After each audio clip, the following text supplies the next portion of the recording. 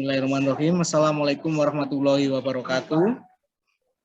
Alhamdulillah pada kesempatan siang hari ini kita masih diberi kesehatan sehingga bisa bertemu di ranah Zoom meeting Budi Santoso Training and Consulting. Pada siang hari ini narasumber kita adalah Bapak Suhartono Irawan, beliau konsultan atau pakar dari National Road Planning yang akan menjelaskan terkait peran konsultan pengawas dalam FIDIK GCC 2017. Mungkin kita terbiasa dalam pengadaan barang jasa itu pakai jenis kontra atau kontra yang berdasarkan dari Perpres 16 beserta turunannya yang sekarang di Perlem LKPP 12/2021, dan sekarang ini mungkin ada wawasan baru. Jadi kontra itu bukan hanya APBN, APBD yang berdasarkan Perpres, ada juga yang berdasarkan yang diterbitkan oleh Federation International Gas Engineers Council atau FIDIC yang berkedudukan di Jenewa, Swiss. Dan ini akan dijelaskan, mungkin paparan hari ini mungkin banyak yang bukan dari peraturan LKPP 12, nanti akan diperbandingkan gitu. Kami persilakan dari Pak Suhartono Irawan, nanti ada kesempatan memaparkan materi selama kurang lebih 45 menit. Nanti selanjutnya akan dilakukan diskusi atau tanya jawab. Silakan Pak Irawan. Oke, selamat siang Bapak Ibu yang menghadiri acara diskusi ini. Mungkin saya lebih cenderung istilahnya introduction ya, FIDIK, apalagi FIDIK GCC 2017 ini masih barang yang hangat Pak. Nanti saya kasih ininya kenapa kok masih hangat gitu ya. Jadi ini barang baru gitu ya, dan masih banyak yang nggak tahu gitu, sekalipun yang mereka pernah nyemplung di proyek-proyek yang berbasis loan gitu ya. Mohon izin Bapak Ibu, saya mungkin mulai saja ya. Nah, silakan, Pak. Kalau kita lihat standar bidding dokumen dari World Bank, kenapa kok saya merujuknya ke World Bank? Karena World Bank itu sumbernya sumber untuk standar bidding dokumen. Nanti yang ADB, JICA, Islamic Development Bank, itu seizin World Bank itu mengedop gitu. Jadi yang bikin duluan itu World Bank gitu. Makanya kalau pengen tahu yang paling baru itu dari World Bank gitu. Nah, mungkin satu lagi ya, masalah regulasi. Di dalam loan agreement, loan apa saja, itu selalu ada kalimat apa? Mengikuti procurement guideline yang mereka bikin. Jadi kalau World Bank punya World Bank, tinggal disebutin yang tahun berapa gitu, yang punya ADB tahun berapa. Nah, singkat seperti itu di loan agreement-nya. Tapi kalau kita buka procurement guideline-nya, itu ada kalimat ya, itu kan panjang pasal-pasalnya. Salah satunya pasal adalah harus mengikuti standar bidding dokumen yang mereka keluarkan. Ya, seperti itu. Ya. Nah, mungkin saya sedikit ini sejarah ya, karena saya ini kolektor dalam tanda petik, sebenarnya bukan kolektor murni ya, karena saya dulu dilibatkan pekerjaan yang seperti ini, jadi saya harus mengumpulkan gitu. Kita lihat mulai 2004, ya, itu masih pakai FIDIK yang tahun 87, reprintnya 92. Ya. Nah, terus kemudian baru ya 2005 itu pakai MDB. Apa MDB? Multilateral Development Bank. Nah, license-nya 2005. Artinya apa? FIDIK itu kan harus GCC-nya kan harus beli. Kita bicara di sini GCC ya. Kalau yang yang Perlem LKPP 12/2021 itu judulnya adalah SSUK ya, sama artinya SSUK. Jadi GCC. Nah, karena ini sudah dibayar MDB, maka teksnya pun sama World Bank ada di dalam dokumen itu. Biasanya kalau yang harus beli itu biasanya nggak ada teksnya. Ini ada teksnya. Terus 2012 pakai yang 2010. Ya. Nah, terus sebenarnya di antaranya ada yang 2006, tapi nggak pernah muncul. Nah, 2006 itu apa? Cuma revisi kecil, salah ketik. Jadi pasal ini, bla bla bla bla, merujuk ke pasal ini, terus namanya, judulnya inilah. Itu pas nama judulnya nggak salah ketik, nggak klop gitu. Ya. Nah, dipakai sekian lama sampai ya 2010, 2010. Nah, terus terakhir yang 2019 itu pakai FIDIC 2017 ya, FIDIC 2017 second edition. Second edition. Terus mungkin ada yang bertanya, yang first edition itu mana? Kalau dilihat ini nggak ada. Nah, kebetulan standar bidding dokumennya World Bank itu tidak pernah pakai yang first edition. Mulai dari yang 87 reference 92, langsung 2005, 2010, terus sekarang 2017. Nah, ini ya, maaf, mungkin mudah-mudahan ini di depan saya, aduh, nggak kelihatan ya.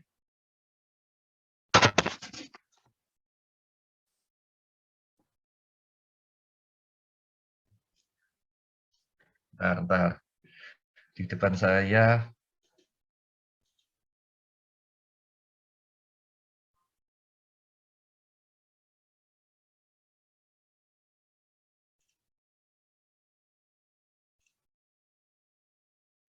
Oke, Bapak Ibu, ini salah satu buku FIDIC tahun 99 yang first edition. Berikut guideline-nya. Ya. Ini kalau ini jujur aja, saya ini juga dikasih. Kalau beli dulu mikir-mikir, karena buku-buku teks ini biasanya cukup mahal gitu ya. Ini saya dikasih orang bully rekan kerja saya gitu. Ini.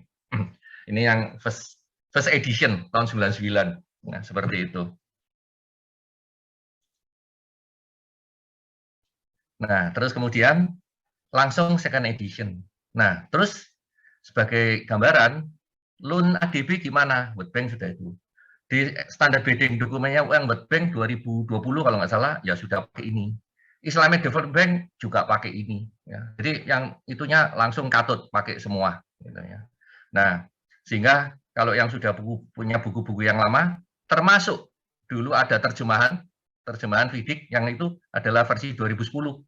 Ya, tentu saja bukannya saya ini kalau buat referensi silakan aja, tapi sekarang pakainya 2017.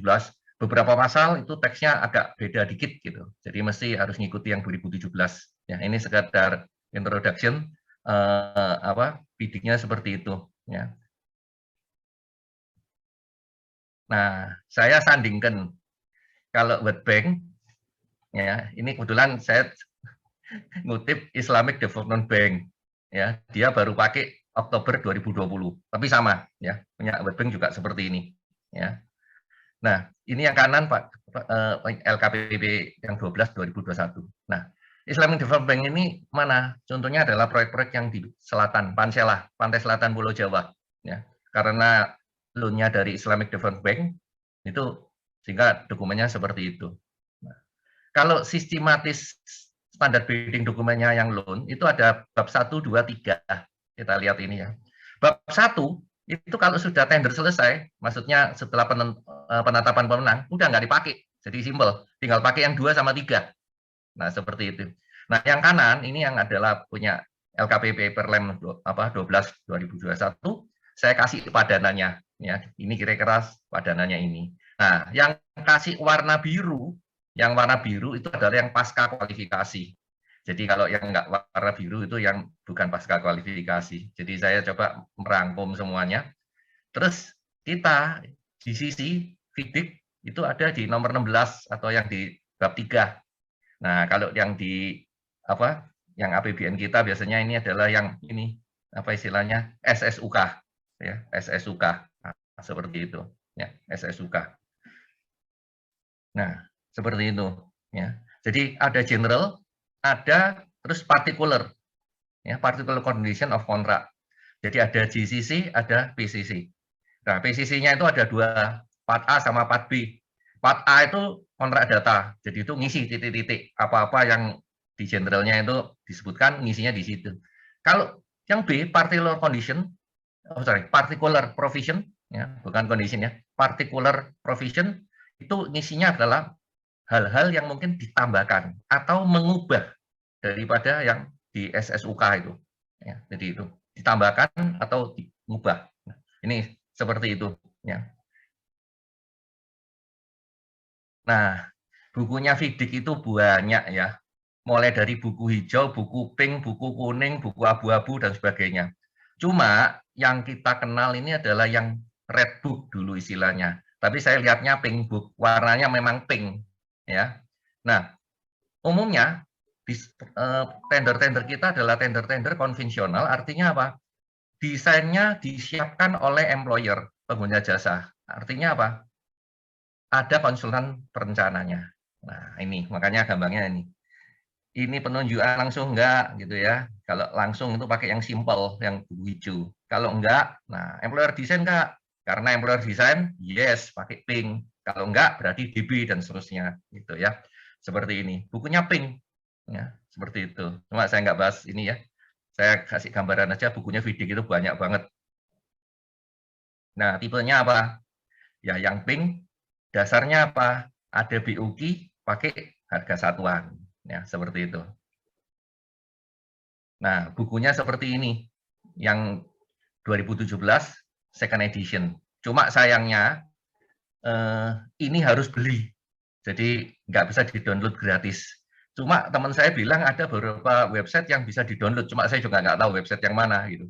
Tapi formalnya ini harus beli. Gitu. Kalau yang dulu, itu free. Yang 2010 itu free. Karena apa? Sekalipun kita masuk ke websitenya FIDIC, itu free untuk yang 2010. Karena license-nya sudah dibayar ya sama World Bank, dibeli. Gitu. Kalau ini enggak. Gitu. Nah, ini yang saya kasih kotak ini adalah second edition. Yang first edition itu di loan kita nggak pernah kepake gitu ya.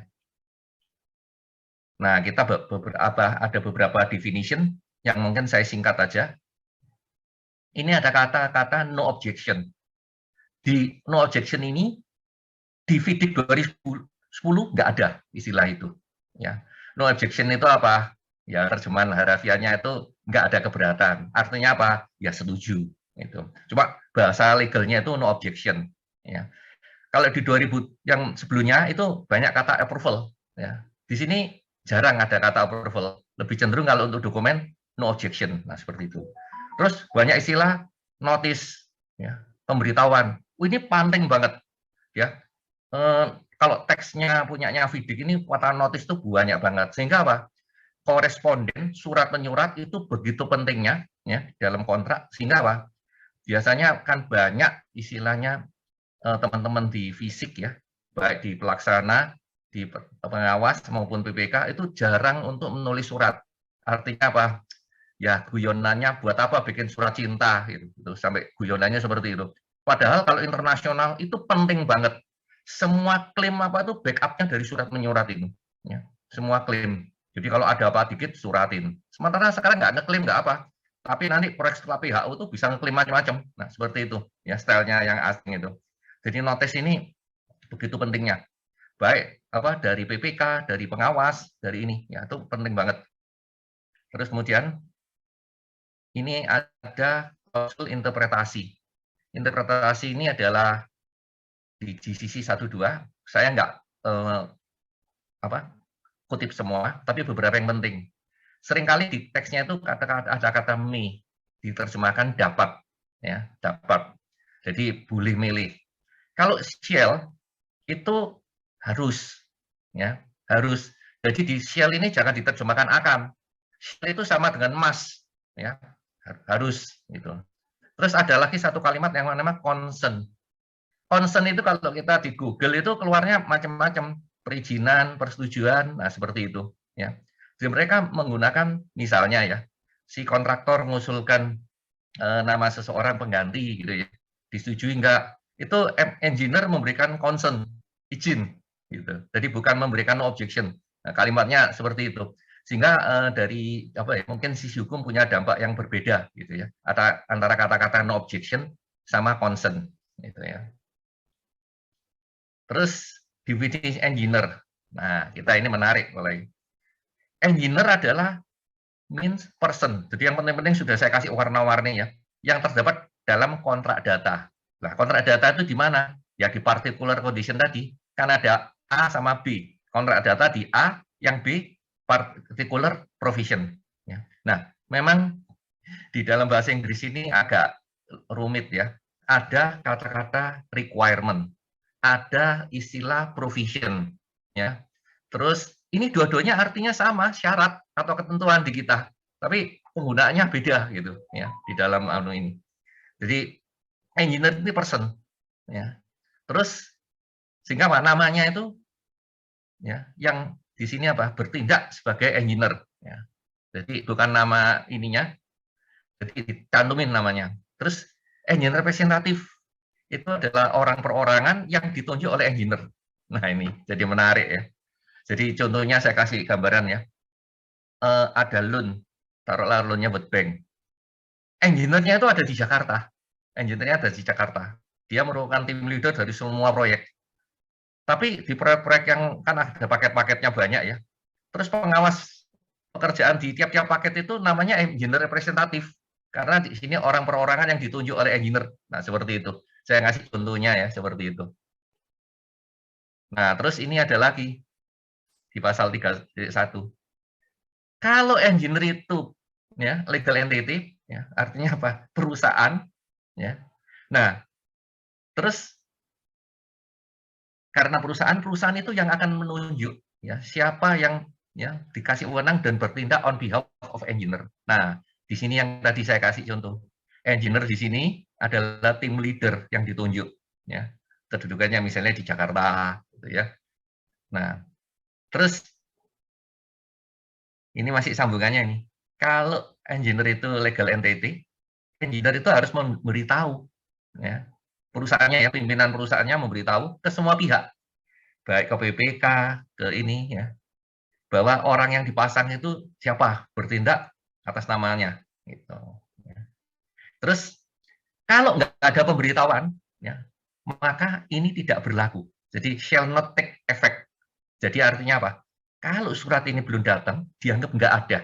Sehingga saya bilang apa? Betapa pentingnya surat menyurat di dalam regulasinya yang internasional ini, khususnya yang GCC. Jadi yang sering saya dapati, yang di nasional dalam negeri kita biasanya agak anggap enteng. Tapi ini penting banget. Sehingga saya masih punya pengalaman, dulu saya masih pernah jadi engineer representatif di lapangan itu, perusahaannya asing, entah Korea atau apa, saya gencar bikin suratnya. Karena apa? Saya nggak mau sampai diklaim, ya, nanti ada apa yang kita nggak pernah ngasih tahu. Jadi saya suratnya gencar gitu, seperti itu. Nah, terus tugas dan wewenangnya apa? Nah, ini ada kalimat yang menarik, ya. Kalimat yang menarik, ya. Jika ya disebutkan lain daripada ketentuan-ketentuan ini, ya, whenever carrying out duties and authority specified in or implied by contract. Engineer itu bertindak dia secara profesional dan dianggap mewakili pengguna jasa. Kalimatnya dianggap mewakili pengguna jasa. Sehingga kenapa ada istilah garis lurus? Nah ini mewakili pengguna jasa. Sehingga apa? Sampai yang terbitkan ininya sertifikatnya atau berita acaranya PHU, FAU itu dari engineer karena dia mewakili employer. Jadi agak beda dengan organisasi kita. PHU, FAU itu ada panitianya, ya, itu aturan dalam negeri kita. Gitu. Nah, kalau ini garis lurus sedemikian. Jadi gampangnya apa? Employer itu cuma gampangnya ekstrimnya apa? Hal-hal yang berbau policy dan masalah finance. Nah, dia baru tahu. Kalau teknis itu udah bagiannya engineer. Ada kata yang menarik apa? Specified in or implied. Ini terjemahannya apa? Specified in itu sebagaimana disebutkan. Implied itu tersirat terjemahannya. Ya, tersirat. Jadi ini apa ya? Kalimat ini kalimat apa ya? Teks ini kalimat bahasa hukum ya. Itu seperti itu. Jadi yang disebutkan maupun tersirat di dalam kontrak. Nah, seperti ini ya. Terus satu lagi yang di bawahnya, engineer ini nggak ada ya, kewenangan untuk mengubah kontrak. Nah, makanya karena dia sifatnya teknis saja, kalau kontrak itu harus urusannya employer atau pengguna jasa, dalam hal ini diwakili oleh BPK. Ya. Dan satu lagi, tidak boleh membebaskan ya pihak manapun dari tugas dan kewajibannya sesuai dengan kontrak. Nah, inilah ya salah satu, nanti saya tunjukkan kalimatnya sih singkat seperti ini, nanti di tempat lain ada kalimat lagi semacam ini, ya. Sehingga apa? Saya bilang, ini adalah kalimat sapu jagat. Kenapa saya bilang kalimat sapu jagat? Dan ini kayaknya harusnya kita adopt di dalam SSUK kita. Kenapa? Taruhlah PPK di kita ya, atau engineer, salah instruksi, salah ngasih, yang tadinya nggak ditolak, terus keliru diterima, gitu. Itu tidak jadikan presiden oleh kontraktor untuk udah disetujui kok, nggak boleh, karena ada kalimat ini, ya, tidak melepaskan pihak, ya, pihak manapun ya terhadap tugas dan ini maupun yang terkait dengan kontrak. Nah, itu kalimatnya ini saya bilang kalimat sapu jagat seperti itu. Nah, terus berikutnya, nah ini ada kalimat menarik ini. There shall be, tidak ada persyaratan engineer untuk memperoleh izin dari employer sebelum ya engineer ya exercise menjalankan authority sesuai dengan pasal 37. Ini determination. Determination itu gini loh. Kalau ada sengketa itu ada 3 tahap. Nanti di bawahnya dijelaskan. Pertama itu decision atau determination by engineer. Kalau kontraktornya nggak setuju, naik ke DAAB. Kita ke media ini ya, media apa istilahnya penengah gitu ya istilahnya ya. Istilah kita banyak itu.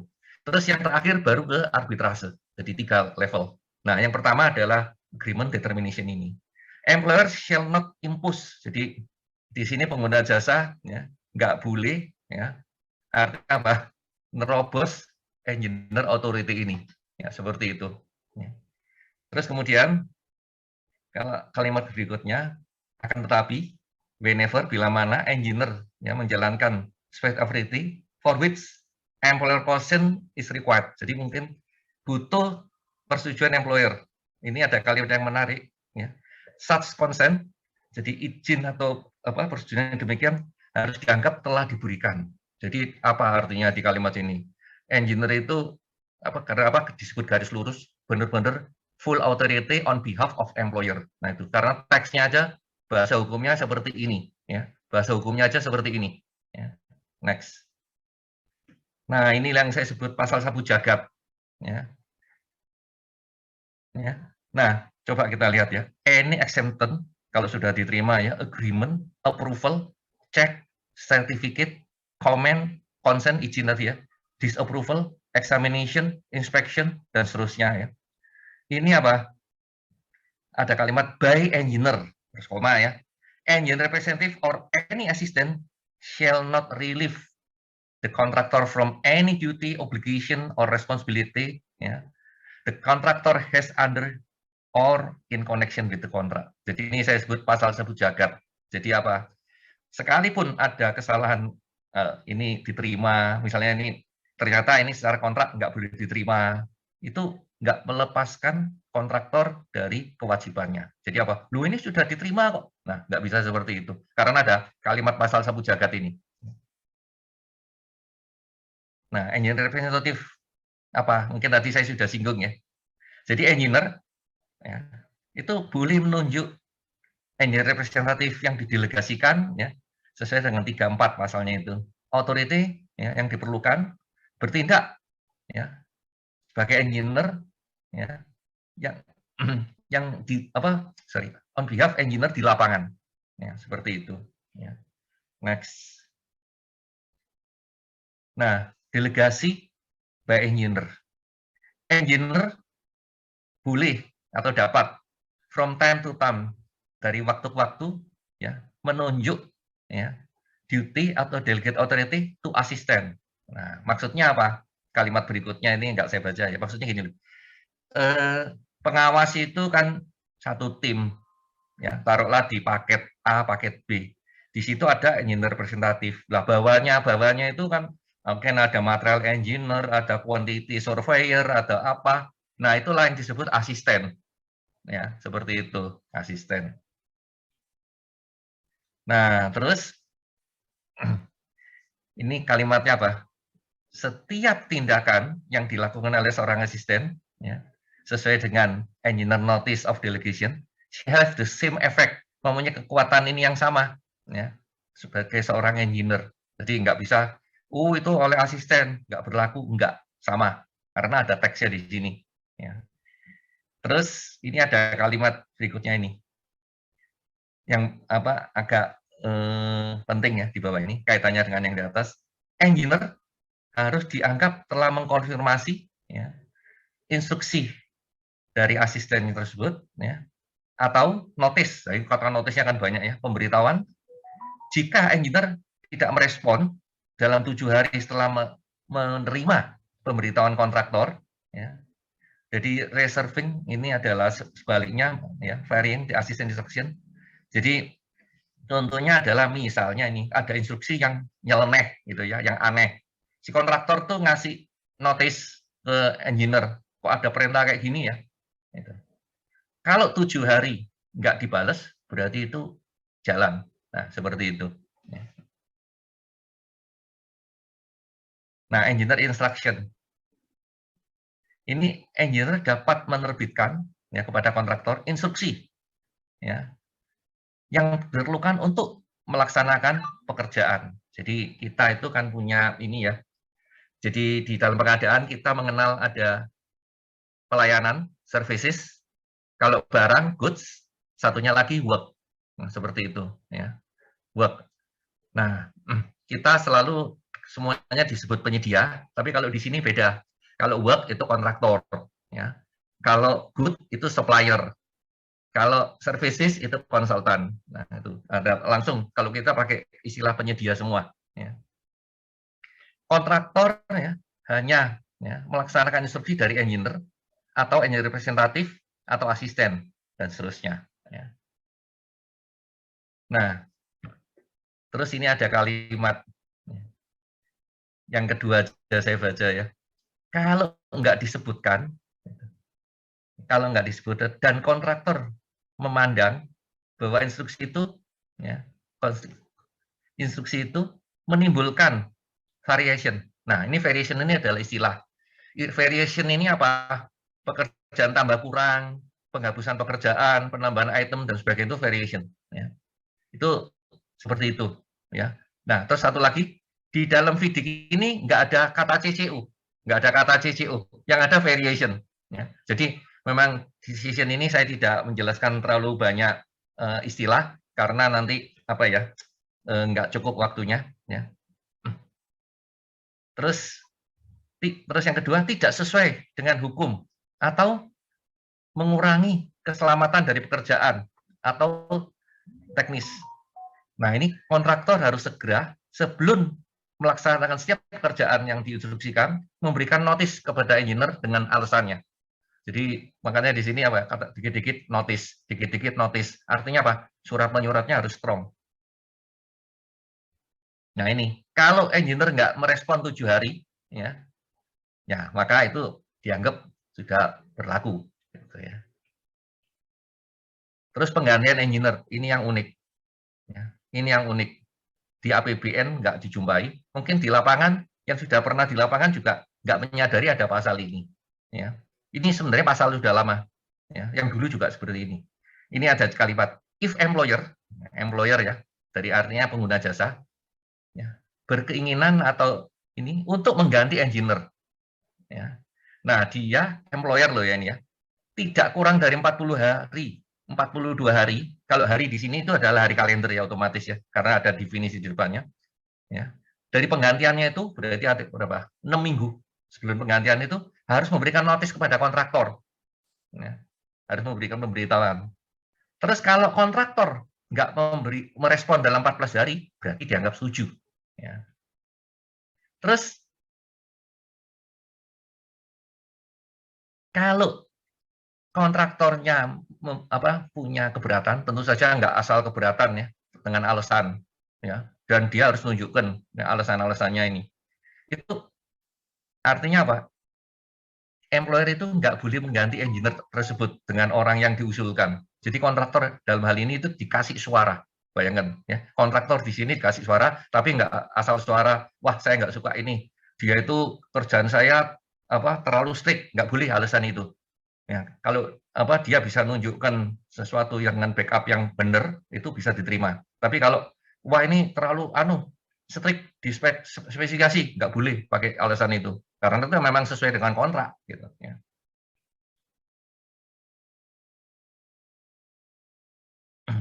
Nah, ini ada kalimat menarik. Kalau engineer itu nggak bisa bertindak karena kematian, sakit, dan sebagainya, dia itu harus nyari penggantinya. Ya. Nyari penggantinya. Ya. Terus, ini penggantinya ini apa? Ada nama yang saya kasih kurung di bawah. Ya. Shall be treated harus diperlakukan sebagai temporary sampai replacement-nya accepted by kontraktor. Bayangin, sampai seperti itu. Ya. Jadi cukup menarik. Nah, ini yang terakhir, 37, agreement atau determination. Apa ini? Ini adalah kalau tadi ada sengketa. Ya. Yang paling pertama itu adalah agreement atau determination. Nah, ini ada kalimat yang sangat penting. Ya. Engineer harus bertindak netral antara para pihak. Dan ya, di sini tidak bertindak atas nama employer. Benar-benar netral dia untuk kalau ngatasi sengketa. Nggak bisa karena dia ya bertindak atas nama employer, terus dia lebih membela employer. Nah, itu kalimatnya maksudnya gitu. Jadi ada kalimat seperti ini. Harus benar-benar netral. Ya. Terus kemudian, ini kalimatnya langsung loncat aja ya. Nah ini. Pertama adalah consultation to reach agreement. Jadi harus, gampangnya apa ya? Arah-arahnya musyawarah pertama. Jadi kedua pihak itu apa? Ini baik bersama-sama atau terpisah ya. Encourage discussion ya antara para pihak ya. Terus kemudian juga dalam yang kalimat kedua untuk waktu yang sesuai karena ada paragrafnya. Nah, editor harus membuat ya keputusan yang adil ya terhadap hal atau klaim. Nah, klaim pun di atas ada definisinya apa klaim. Nah, seperti itu. Nah, terus kemudian yang terakhir, this notice pemberitahuan ini ya nanti keputusan itu kan diberitahukan. Harus menyebutkan ini adalah notice of engineer determination. Ya. Dan harus menguraikan determination secara detail dengan alasan dan backup-nya. Nah, seperti itu. Nah, waktunya notice ini ya, dalam 42 hari atau waktu yang diusulkan dan disetujui para pihak. Ya, itu seperti itu waktunya itu, time limitnya. Kalau dia tidak memberikan ini ya notice, nah saya tulis titik-titik ya kalimatnya nggak saya ini soalnya panjang banget. Nah, effect of agreement. Nah, efek agreement-nya apa? Ini shall be binding on the both party, akan mengikat kedua belah pihak. Ya, kalau nggak ada tadi keberatan dari kontraktor ya ataupun dari pengguna jasa ya seperti itu. Nah, kalau ini dissatisfaction terhadap engineer, keputusannya engineer apa? Nah, kalau ada pihak yang nggak dissatisfied, nah maka engineer memberikan NOD, notice of decision ya kepada pihak lain, kopinya ke engineer. Ya. Terus kemudian NOD itu harus menyebutkan ya ini notice decision with engineer determination ya seperti itu. Nah ini ada kalimatnya NOD ya surat keberatan itu harus diberikan dalam 28 hari setelah menerima notisnya pemberitahuannya engineer. Nah, kalimat berikutnya nggak saya baca. Terus selanjutnya ya kalau misalnya nggak ini dia boleh memproses ke yang tadi DAAB itu dispute avoidance adjudicator board. Nah, seperti itu ya naik ke situ sebelum ke arbitrase. Nah, seperti itu. Kalau kita media untuk konsultasi ya banyak kita istilahnya itu. Jadi kalau di sini cuma ada 3. Nah ini meeting ini lanjutan pasalnya ya. Ini adalah manajemen meeting untuk bahas banyak hal. Mungkin nggak terlalu ini ya, saya loncatin aja. Nah ini dispute ada 3 tahap. Di sisi 37 itu determination-nya by engineer. Yang 21.1 itu kalau nggak puas naik ke sini. Ini dispute avoidance _ adjudication board, maka disingkat DAAB. Itu. Ya. Terus yang terakhir arbitration. Nah, arbitration itu di dalam FIDIC ini ada 3, mau 1 member atau 3 member. Sebenarnya kapan pakai 1, 3. Biasanya kalau nilai kontraknya kecil ya 1. Kalau nilai gede banget, ya triliunan, nah itu pakai 3 member.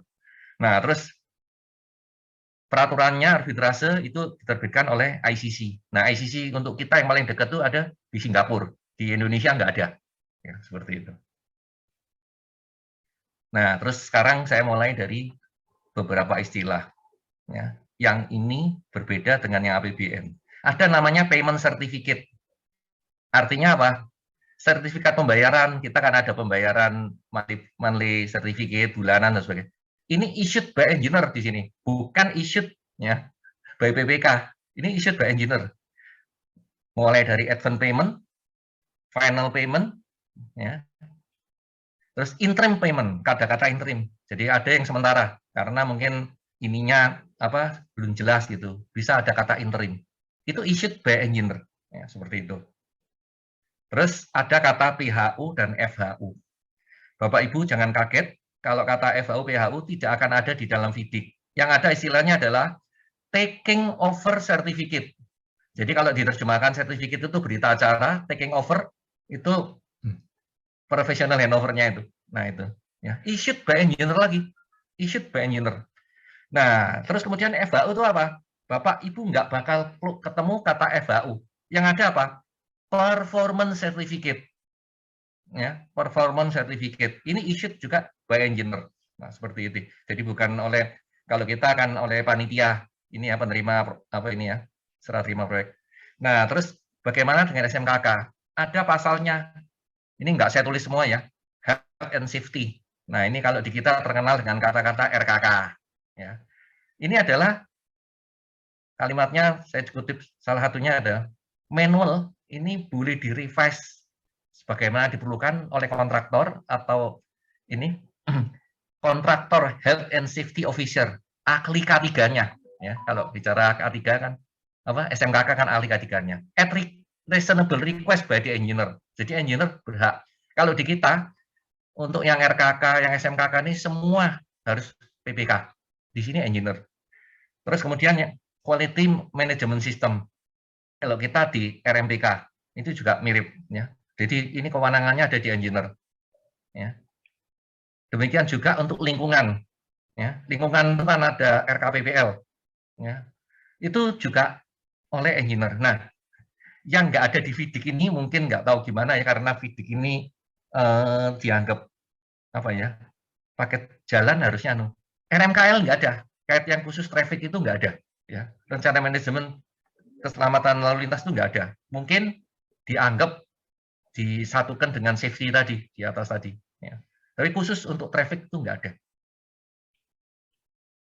Nah, mengenai progress report, ya. Progress report ini adalah dalam format yang disetujui engineer dan disubmit ke engineer. Nah, kalau di yang APBN itu ini adalah persetujuannya untuk report ini ada di PPK, ya, seperti itu. Ya. Nah, bicara subkontraktor, ya. Nah, definisi apa nominated subkontraktor. Ya. Nah, kontraktor harus memperoleh ya, engineer prior concern izin ya untuk semua subkontraktor. Ya. Kecuali, nah kalau untuk material nggak usah karena itu kan rutin ya. Terus nama subkontraktor yang sudah dinominasikan ada dalam kontrak nggak usah. Gitu. Terus kemudian ada satu hal yang di bawah ini yang 522. Jadi dari specification atau dari engineer itu boleh menginstruksikan pada kontraktor untuk memperkerjakan subkontraktor sebagai nominated kontraktor. Tapi ada tapinya, pasalnya masih banyak. Kontraktor tidak harus ngikuti, ya. Jadi boleh mengusulkan, tapi kontraktor nggak harus ngikutin. seperti itu. Terus ada yang menarik di sini.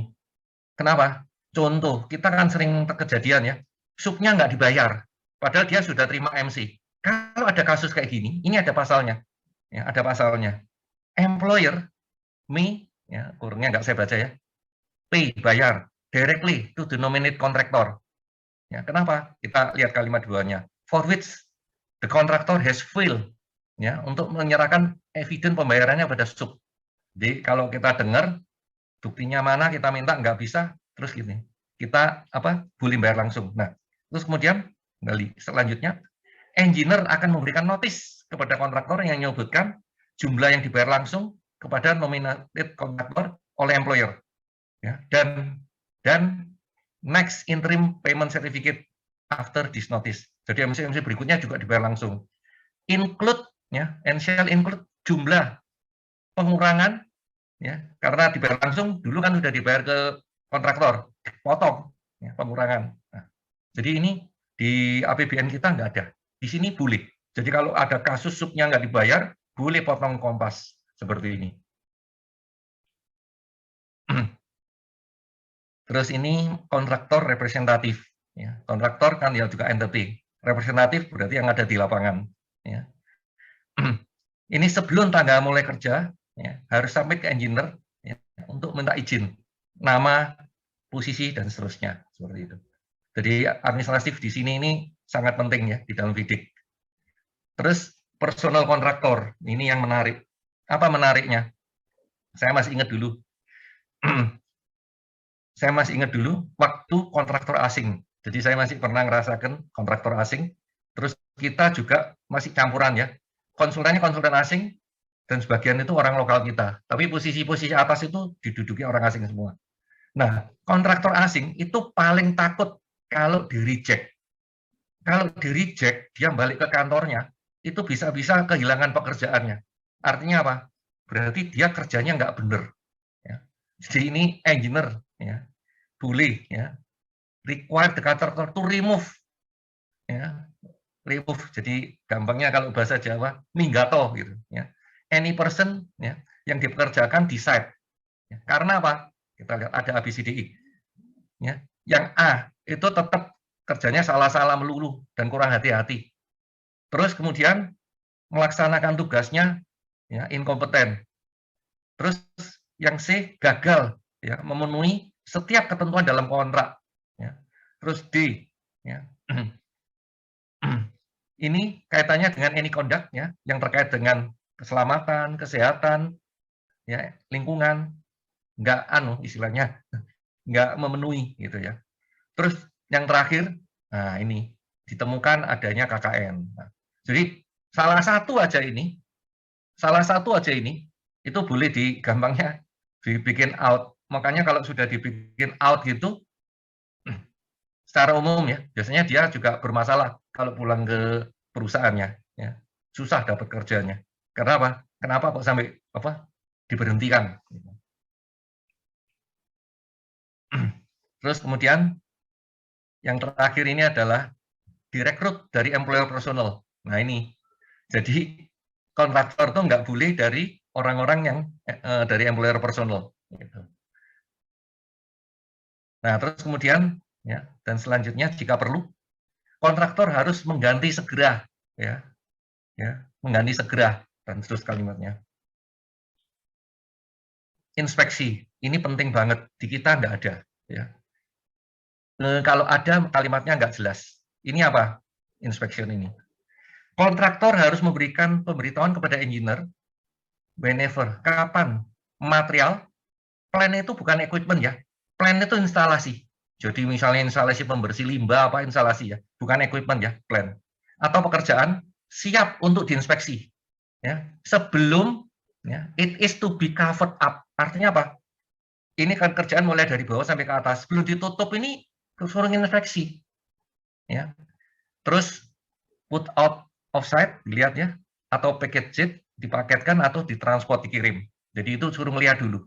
Kalau kontraktor gagal memberikan pemberitahuan ini, artinya diam-diam nggak memberitahu, dan ini if and when required by the engineer, ya, diperlukan oleh engineer, uncover the work, suruh bongkar lagi mana bawahnya kayak apa, dan ya, dikembalikan dan harus dibuat dengan baik. Semua risk dan cost tanggungannya kontraktor. Ada kalimat seperti ini. Jadi istilahnya dia kalau keburu, belum diinspeksi, sudah keburu ditutup, itu berhak dipinta dibongkar untuk dilihat kembali. Seperti itu. Ini ada pasal ini. Pasal ini di yang APBN nggak ada. Ya, seperti itu. Tanggal mulai kerja. Nah ini, tanggal mulai kerja, ini ada aturannya. Ya. Engineer akan memberitahu, ya kalau kita kan PPK mengeluarkan SPMK ya, di sini engineer memberikan notis pada kontraktor yang menyebutkan tanggal mulai kerja, ya tidak lebih dari 14 hari sebelum tanggal mulai kerja. Jadi 2 minggu lagi tanggal mulai kerja. Nah sekarang saya kirim, ya. Kecuali disebutkan lain dalam particular condition, ya. Terus tanggal mulai kerja itu, ya shall be within, ya harus dalam 42 hari after kontraktor menerima letter of acceptance. Letter of acceptance itu SPPBG, ya SPPBG. Jadi kalau diterjemahkan harafiah letter of acceptance apa ya? Nah itu istilah-istilah ini baku, ya SPPBG. Ya, jadi seperti itu. Jadi di sini nggak ada SMPK, SPMK nggak ada, notice to proceed itu nggak ada ya, di dalam FIDIK ini.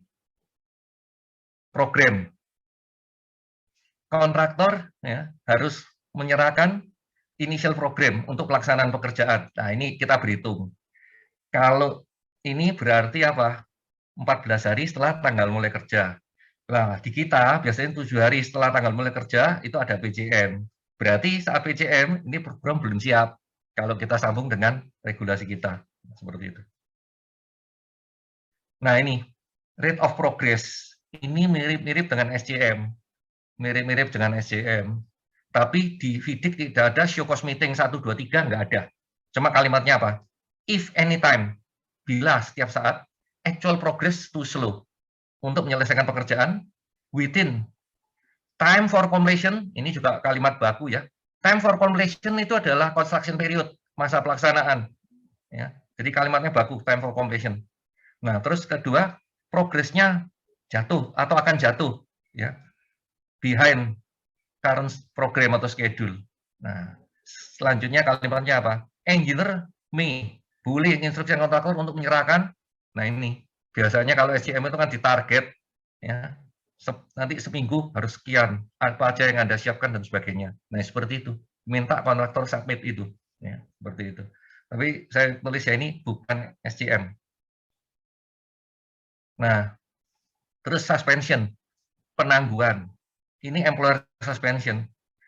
Engineer boleh setiap saat menginstruksikan kontraktor untuk mengsuspend, menangguhkan pekerjaan. Ya. Nah, yang di bawah, selama penangguhan kontraktor harus melindungi, menyimpan, ya, memelihara ya, semua bagian atau seluruh bagian dari pekerjaan dan seterusnya kalimatnya. Nah, kita apakah pernah ada kejadian seperti ini? Engineer merintahkan untuk kontraktor untuk berhenti bekerja. Pernah, Bapak Ibu? Ingat nggak? Dalam waktu, bentar ya, 7 bulan kalau nggak salah, itu ada 12 atau 8 paket ya, tapi bukan punya Bina Marga ya, punya perhubungan dan semana, yang dulu girdernya jatuh lah, apalah, terus Pak Menteri waktu itu perintahkan, berhenti semua, periksa K3-nya. Nah, seperti itu. Waktu perintah berhenti itu, suspend. Nah, ini adalah employer suspend. Ya, employer suspend. Nah, terus employer suspend. Nah, tinggal suspend itu ada, jadi kalau yang bermasalah nggak boleh ngeklaim, tapi kalau yang nggak bermasalah, kalau dia terhenti kan nggak bisa ini, kan ada kerugian, itu boleh klaim. Nah itu. Cuma kebetulan, mungkin itu kan kontrak-kontraknya saya nggak tahu ya, pakai bukunya seperti apa. Tapi kalau yang pakai FIDIK itu boleh ngeklaim dia. Ya. Nah itu seperti itu, ya suspend. Tapi di sini suspendnya bukan baik PPK, baik engineer. Nah seperti itu. Nah sedikit saya kasih ini standar dokumen pemilihan versi Perlem LKPP 12 ini, ya. Dalam SSUK, persetujuan di bawah ini bukan oleh pengawas pekerjaan, tapi oleh PPK. Kita lihat, subkontraktor harus setuju PPK, RMPK, RKK, peristiwa kompensasi, tadi ya, penundaan atau penangguhan tadi, ya. Perubahan personel dan peralatan utama, pemutakhiran dokumen penerapan SMKK, laporan hasil pekerjaan, material onset yang belum dilakukan commissioning. Ini kalimatnya agak panjang, saya singkat. Pelimpahan wewenang kepada bekas pekerjaan pada pasal 15.3 yang dapat mempengaruhi ketentuan dan persyaratan kontrak. Jadi apa? Sudah jelas dilimpahkan wewenangnya ke pengawas pekerjaan, tapi masih digandolin ya dengan pasal ini. Ya, jadi harus minta persetujuan PPK. Saya pikir kalimat ini adalah istilahnya kalimat yang ambigu, ya, ambigu, ya, kalimat ini. Ya, mohon untuk pendatang kalau bisa reasonnya apa dulu kok pasang kalimat ini. Kalau ada perbaikan PLM atau apa gitu. Ya, ini adalah salah satu ya yang bikin ambigu. Ya. Terus yang ini karena kewenangannya tidak di engineer, maka kita dikenal dengan hubungan segitiga, bukan garis lurus. Karena kalau semua yang teknis itu dilimpahkan, maka itu garis lurus. Jadi employer itu cuma ngurus siapa? Pengguna jasa. Ngurusin untuk yang terkait dengan administrasi, termasuk legal, termasuk pembayaran, dan sebagainya. Nah, seperti itu. Namun, di birokrasi kita itu nggak mungkin. Kenapa? Ya gampangnya PPK dipanggil atasannya, ditanyain nggak bisa jawab, wah dianggap nggak mampu. Makanya, nah itu kembali. PPK itu masih terlibat yang begini-begini. Ya, seperti itu. Tapi kalau di internasional, secara profesional, ini harusnya sudah dijalankan oleh engineer. Ya, oleh engineer. Tinggal engineer-nya lapor apa yang sudah diputuskan ke PPK. Nah, seperti itu. Ya. Oke, ini sudah 52 menit. Pas waktunya, tadi malah dikasih waktu 45 menit. Ya. Mungkin sekian ya. Apa istilahnya, introduction dari kami. Terima kasih. Ya. Terima kasih Pak Suhartono Irawan. Tadi telah disampaikan perbandingan antara syarat umum kontrak dari yang MDP World Bank sama yang Perlem LKPP 12/2021. Malah yang konsultan pengawas pakai VDK itu lebih nyaman untuk PPK karena semua keputusan bisa langsung ditangani oleh konsultan pengawas. Tapi di birokrasi kita masih semua persetujuan PPK, persetujuan PPK. Jadi kalau dianalogikan tadi Pak Suhartono Irawan, di Sita itu masih segitiga, kalau di FIDIK itu sudah garis lurus. Mungkin Bapak Ibu ada yang ingin ditanyakan terkait pengetahuan baru kita. Itu ada Pak Suyadi Patmo. Silakan Kak, diperkenalkan diri sebelum untuk menanyakan. Terima kasih Pak Moderator, Pak Gardon dari KPJ Kota Bandung, dan selamat sore Pak Suhartono Irawan. Ya, selamat sore Pak, monggo. Oke, terima kasih Pak. Ini waktu yang luar biasa. Terima kasih sudah diberi kesempatan untuk ikut sharing-sharing di ruang Zoom ini. Perkenalkan Pak, kami Suyadi Patmo dari BPJS Kabupaten Rembang, Pak, Jawa Tengah, Pak. Silakan Pak. Ada beberapa yang ingin saya tanyakan, Pak, terkait dengan ketika terjadi persengketaan ini, Pak. Ya, ini kalau di bidik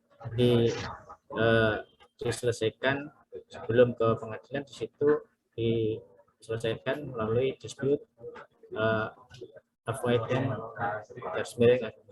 adjudication board, gitu ya. Dan di luar negeri juga ada namanya dispute resolution board foundation. Kalau di Indonesia adalah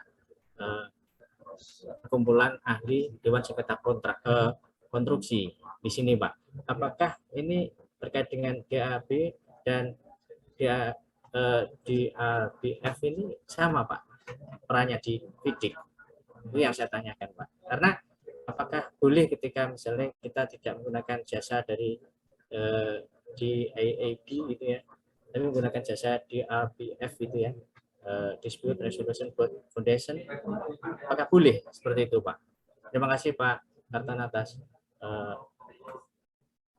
Ya, terima kasih Pak. sore hari ini. Terima kasih Pak. Silakan Pak ditanggapi Pak. Oke, jadi pertama Pak, di FIDIK ini diatur ada 3 tahap Pak. Jadi pertama diputuskan oleh engineer, tapi di sini kalimatnya kan panjang tadi. Engineer itu harus netral, harus fair. Sekalipun dia bertindak atas nama employer, tapi kalau ada masalah sengketa, dia benar-benar harus netral. Kalimatnya seperti itu.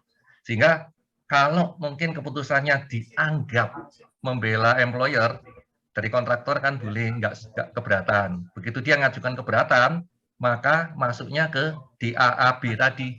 Di kita istilahnya banyak ya, media apa, media sengketa atau apa gitu ya, istilahnya ada banyak.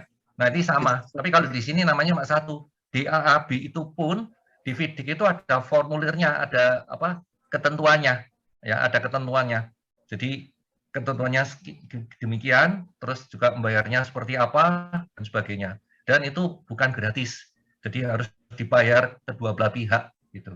Makanya yang jadi masalah kalau masuk di AAB atau arbitrase ini biasanya PPK itu bingung bayarnya pakai apa, sedangkan di DIPA itu nggak ada anggaran untuk itu. Nah seperti itu. Namun kalau loan masih ada celahnya. Nah di loan itu ada yang namanya PS, professional sum, dan itu tidak dikenal untuk di apa istilahnya di APBN kita. Nah professional sum itu PS itu ya, itu memang dicadangkan untuk semua kondisi emergency, termasuk untuk kalau membayar ini gitu. Dan itu kalau nggak dipakai ya nggak dipakai gitu, seperti itu. Tapi anyhow kontraktor boleh aja, saya nggak mau DAB, saya langsung arbitrase aja juga boleh, seperti itu ya, boleh. Tapi di sini diatur 3 tahap. Tujuannya apa? Karena untuk arbitrase itu pasti ongkosnya lebih mahal. Karena apa? Kalau arbitrase kan ICC. Nah, ICC itu tempatnya di Singapura. Nah, itu butuh ongkos yang lebih mahal lagi. Kira-kira gitu, Pak. Jadi gambarannya. Terima kasih. Itu sudah paten ya, Pak, ya, untuk penyelesaiannya lewat di AAB itu. Dan sekarang itu memang apa? Standarnya apa? Sudah seperti itu, Pak. Saya Pak, terus perbedaannya apa Dispute Resolution Foundation atau DRBF itu dengan ya, DAAB? Ya, mohon izin Pak Suyadi. Dulu itu cuma istilahnya DAB, sekarang di AAB. Istilahnya jangan kaget karena ini edisi yang 2017 namanya DAAB. Dulu tuh DB Pak, dispute board aja. Ya, sekarang DAAB. Jadi apapun istilah itu adalah media sebelum ke arbitrase, seperti itu. Ya, media sebelum. Jadi namanya di FIDIK ini sekarang DAAB, dulu DB, dispute board yang dulu itu, ya, yang FIDIK yang lalu. Jadi jangan kaget kalau namanya kok berubah-berubah. Ya, tapi itu adalah level mediasi sebelum menuju arbitrase. Kira-kira demikian Pak. Terima kasih. Gimana Pak Suyadi Patmo?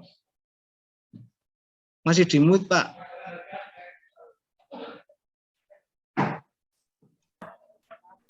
Silakan Pak. Oke, terima kasih Pak. Dan memang yang saya tanyakan sebenarnya perbedaan antara Dispute Resolution Board Foundation dengan Dispute Avoidance Adjudication Board gitu ya. Kan ada di luar negeri itu ada itu Pak untuk penyelesaian sengketa. Kalau di Indonesia itu dengan sengketa konstruksi itu. Nah ini kalau di luar negeri itu namanya Dispute Resolution Board Foundation gitu ya. Nah ini kalau di FIDIK itu sudah dipatenkan hanya Dispute Avoidance Adjudication Board gitu ya. Atau DB. Jadi mohon izin Pak, nama itu bisa apa saja yang Bapak sebutkan, sekalipun di luar negeri ada. Tapi kalau dia itu nanti yang berperan, agreement-nya itu seperti di format yang kayak kita kan ada rancangan kontrak ya, itu juga ada rancangannya untuk DAAB. Itu sudah nempel ada di FIDIK dan namanya pakai DAAB. Jadi mungkin sekalipun itu ada, tapi nanti di sini dia berperannya itu lembaga itu di sini apa kalau dia signing itu adalah DAAB. Karena apa? Istilah formal baku yang dikenal dalam FIDIK istilahnya DAAB, Pak. Ya, mungkin orangnya bisa sama Pak. Ya, kira-kira demikian. Terima kasih. Ya. Ya, terima kasih. Gimana Pak Suyadi? Pencerahannya siap puas atas siapan beliau. Ya. Untuk pertanyaan selanjutnya kami persilakan Pak Agung. Silakan Pak Agung. Terima kasih. Selamat siang Bapak Bu semuanya. Pak Suhartono Irawan, di kami Pak, di pemerintah daerah di Kota Madiun terutama konsep-konsep pelaksanaan pekerjaan dengan engineer ini kan tidak bisa lepas dari pembinaan. Itu yang pertama. Yang kedua, suka nggak suka undang-undang keinsinyuran itu sudah disahkan Pak, dan itu harus dilaksanakan. Nah, dalam pelaksanaan pekerjaan, terutama berbicara masalah pengawasan Pak, yang ada potensi keterlambatan. Di aturan kami, di aturan teman-teman yang lain juga, itu memang boleh berbicara tentang bagaimana pengendalian kontrak ini apabila nanti harus ada pemberian kesempatan, dan itu memang pesannya adalah selalu jangan sampai terjadi karena pengendalian kontrak. Sedangkan dalam konteks yang panjenengan sampaikan tadi dengan apa yang dibahas di FIDIK, berarti kan kalau terlambat mestinya pengawas juga harus ada kompensasi Pak. Nah, barangkali saya berkeyakinan bahwa semua aturan pasti akan kembali ke sesuatu yang sudah baku termasuk FIDIK. Pendapat panjenengan seperti apa Pak? Ini untuk gambaran saja, sehingga di level pembinaannya nanti, terutama merujuk undang-undang insinyur itu, kami bisa sampaikan ke teman-teman pengawas. Terima kasih Pak. Oke, terima kasih Pak. Mungkin pertama ya Pak ya, kontrak yang dengan FIDIK itu biasanya pertama adalah yang kontrak-kontrak pakai loan otomatis. Itu adalah yang ICB biasanya. Dan ICB untuk hari ini biasanya yang pakai FIDIK ini adalah yang kelasnya itu mungkin 300 miliar dan sebagainya, 500 miliar dan sebagainya. Gitu ya Pak ya. Jadi nggak ada yang di bawah 100 gitu Pak, nggak ada pakai FIDIK gitu Pak. Sedangkan untuk guideline-nya aja dari World Bank atau istilahnya ada large contract, ada small contract. Jadi kalau yang small contract itu SSUK-nya lebih simple, nggak pakai FIDIK seperti ini. Ya, ini hanya untuk large contract. Nah, kalau bicara pembinaan dan sebagainya, di dalam FIDIK ini tadi ada kalimat, ya, jika setiap saat progresnya itu akan jatuh, ya, terus atau diperkirakan akan jatuh, itu engineer sudah menyurati si kontraktor, Pak. Terus bagaimana langkah-langkah untuk ini? Ada kalimat itu di seksi pasalnya di 8.3, ya, ada pasal itu. Jadi kalimatnya mirip dengan SCM 123 kita. Cuma di FIDIK itu tidak dikenal ada kata SCM dan nggak ada show cost meeting, Pak. Show cost meeting, ya. Di kita ada show cost meeting tuh SCM. Di sana nggak ada. Nah, kalau kita terlambat sekian, show cost meeting 1, terlambat sekian, show cost meeting 2 dan seterusnya. Di sana enggak. Bahkan kalau akan diperkirakan progresnya drop atau akan jatuh, itu sudah di istilahnya disurati Pak. Ya. Makanya saya bilang bicara notis pemberitahuan korespondensi di dalam FIDIK ini sangat penting karena klaim-klaim itu ada di situ semua. Nah, pengalaman saya yang asing-asing ini dulu kerjanya kayak santai-santai aja Pak. Tapi setelah PHO tuh klaimnya bisa seabrek Pak. Nah, backupnya Pak, ya surat menyurat yang dulu itu. Makanya kalau kerjasama ini nggak tapi yang asing ini kita mesti jeli terhadap ketentuan yang ada di dalam kontrak. Jadi kita namanya surat administratif itu nggak boleh lalai. Mungkin itu Pak informasi yang bisa kami sampaikan. Terima kasih. Gimana Pak Agung? Ya, berarti satu lagi Pak, lanjutannya apabila mesti terjadi rilis waktu tambahan gitu, kewajiban kepada engineer sebagai pengawas tadi, ya mohon izin itu menjadi resiko mereka gitu Pak, kurang lebih mohon izin Pak. Jadi begini Pak, kontrak kalau ada perpanjangan waktu kita mesti lihat sebabnya, ya. Tapi kalau sebabnya itu adalah lingkup pekerjaannya berubah, ya, lingkup pekerjaannya berubah, itu paling sering di kita. Karena dulu diperkirakan cuma sekian, setelah di lapangan dengan ngukur yang benar, volumenya bengkak. Cuma kalau di APBN kita dibatasi maksimum 10% nambahnya. Tapi kalau loan boleh lebih, Pak. Ya, pernah saya ngalami sampai 30%. Ya. Seperti itu, ya. Nah, terus tentu saja ini lingkup karena pekerjaan tambah. Ya. Mungkin ada sebab lain. Nah, untuk yang kayak gini, ini kan juga bukan salah kontraktor, bukan salah siapa, lingkup berubah, terus waktu kan bertambah. Nah, tentu saja untuk level engineer-nya kan dibayar, jadi sini adalah milestone-nya kan penugasan, Pak. Jadi nggak bisa, bukan lamsam. Ya. Jadi ya kontraknya untuk engineer juga extend, Pak, seperti itu. Ya. Jadi intinya apa? Sebenarnya FIDIK ini mirip dengan UU-JK kita, Pak, kesetaraan. Nah, kira-kira gitu, Pak. Ya, terima kasih. Ya. Gimana Pak Agung? Terima kasih. Mungkin ada lagi yang mau tanya ini Bapak Ibu. Karena ini mungkin hal-hal yang baru Pak Irawan.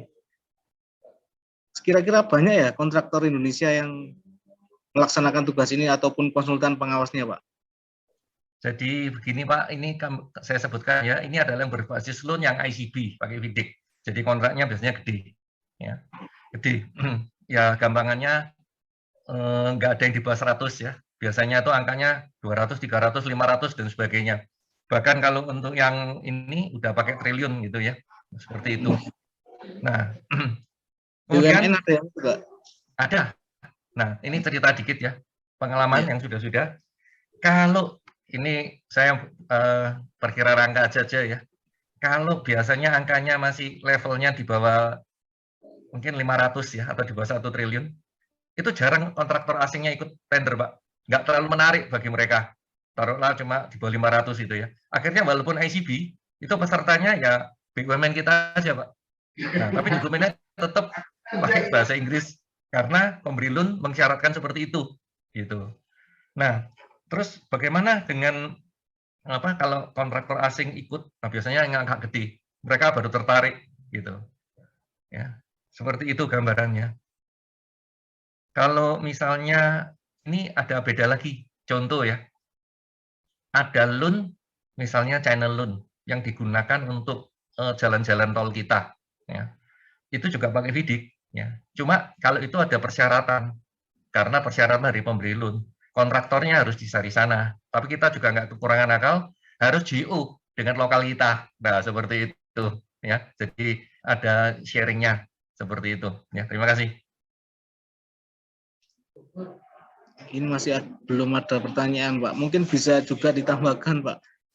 Ini yang melakukan tender itu pemberi loan. Jadi itu kalau di kita yang melakukan tender itu Pokja, ya.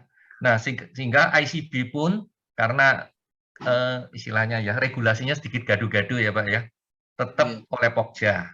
Terus WHO kita masih gaduh-gaduh. Kalau FIDIK-nya kan ada kata engineer yang mengeluarkan sertifikat untuk taking over. Tapi di kita ini adalah istilahnya panitia peneliti kontrak atau panitia PHU biasanya gitu ya. Nah, itu tetap biasanya yang kayak gitu-gitu asing juga nggak terlalu problem. Yang penting kerjaan saya diterima gitu. Ya, seperti itu. Ya, seperti itu. Nah, kemudian ada contoh lagi,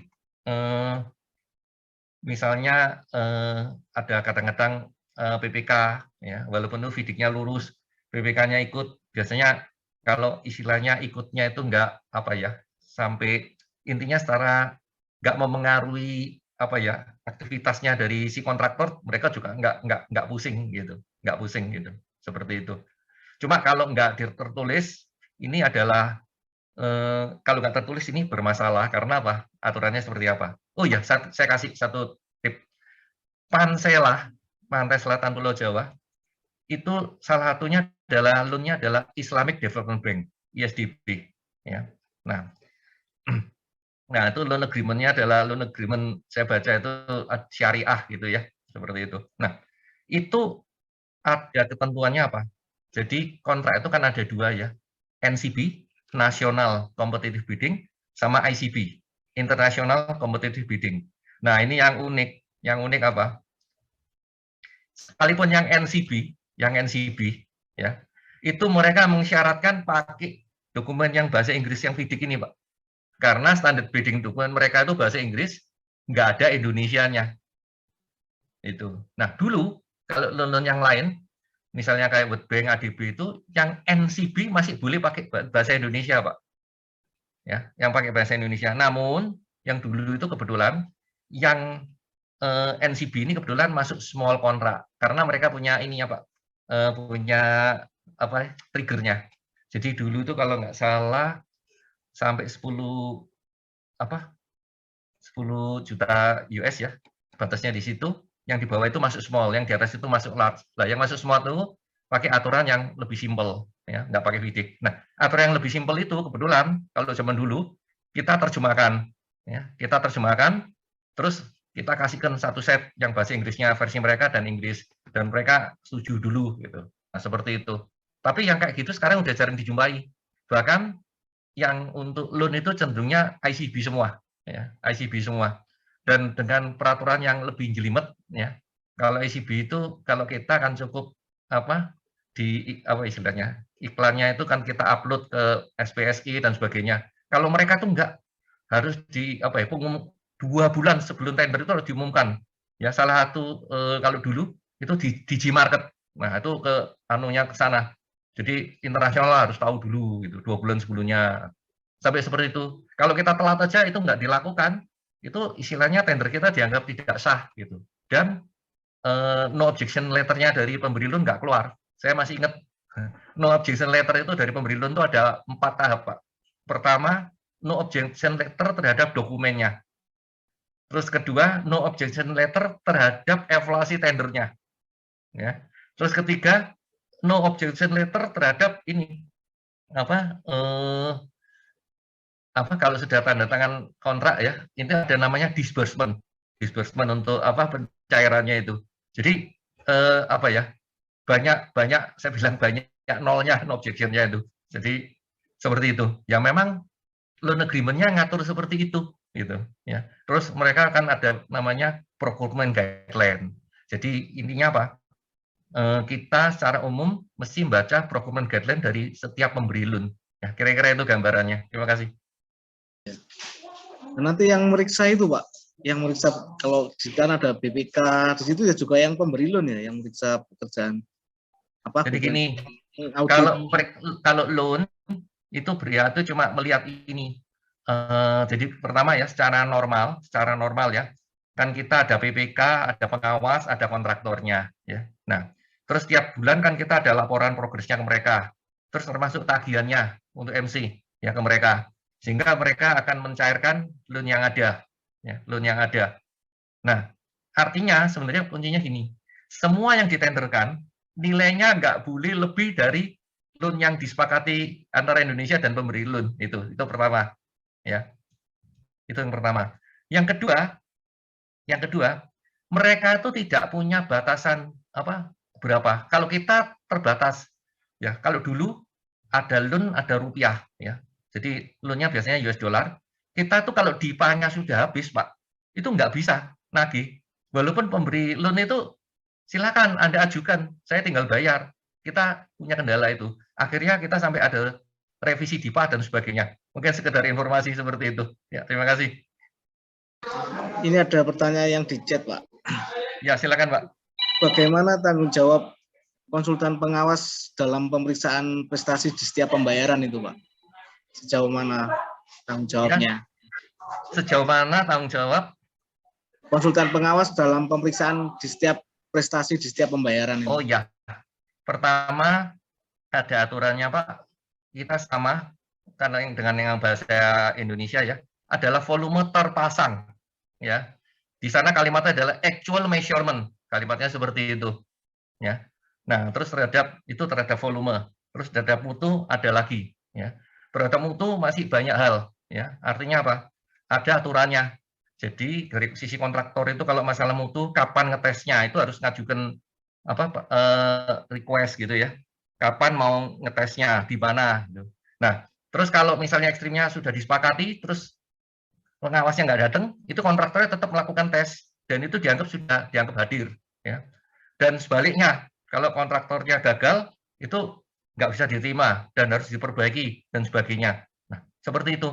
Jadi ininya sih mirip ya, administratifnya itu mirip. Hanya saja kalau apa ya? Sebenarnya gini, ini cerita dikit ya, mungkin sedikit agak melenceng.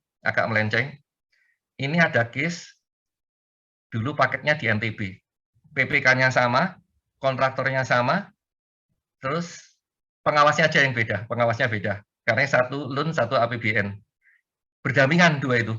Ya, sebenarnya orang berpikir, kalau pengawasnya sih nggak penting, yang penting itu kontraktor dan PPK-nya.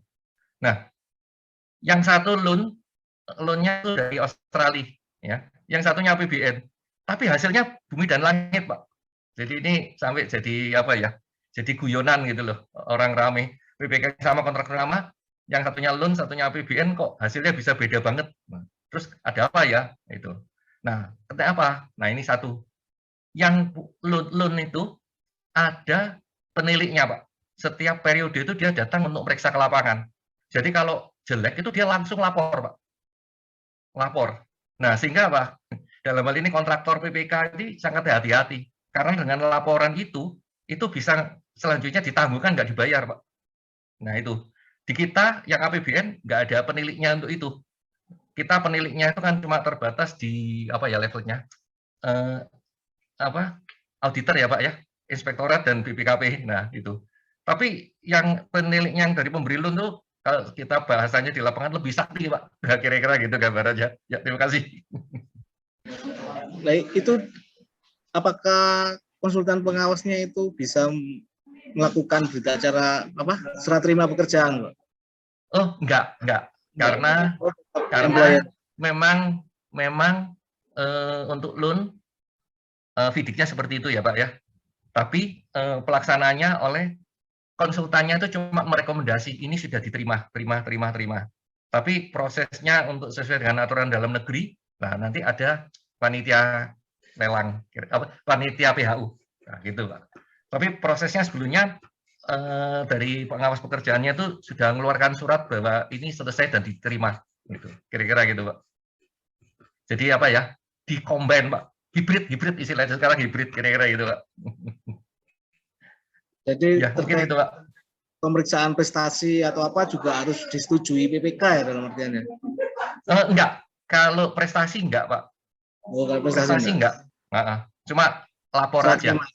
Lapor aja, ya. PPK-nya lapor. Memang sebenarnya gampangnya sudah ada yang bantu, kenapa harus ngecek gitu loh ya. Cuma biasanya PPK itu kan punya waslab ya, Pak, ya.